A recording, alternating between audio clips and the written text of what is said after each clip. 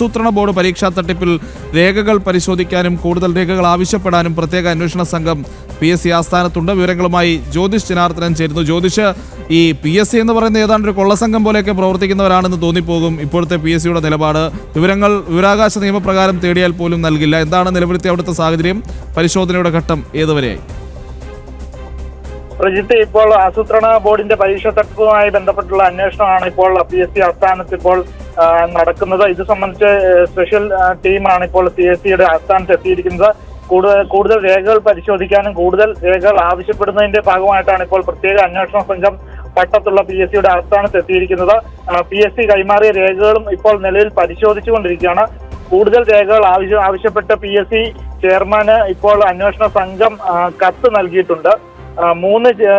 മൂന്ന് ചീഫ് തസ്തികയുടെയും അതുപോലെ തന്നെ പരീക്ഷാ വിജ്ഞാപനം മുതൽ ഓരോ ഘട്ടവും സ്റ്റെപ്പ് ബൈ സ്റ്റെപ്പായി നൽകണമെന്നാണ് ഇപ്പോൾ ഈ കത്തിൽ പ്രധാനമായിട്ടും ഈ അന്വേഷണ സംഘം ഇപ്പോൾ ആവശ്യപ്പെട്ടിരിക്കുന്നത്. ഇപ്പോൾ ഇത് സംബന്ധിച്ചുള്ള വിശദമായ അന്വേഷണമാണ് ഇപ്പോൾ PSCയുടെ ആസ്ഥാനത്ത് ഇപ്പോൾ.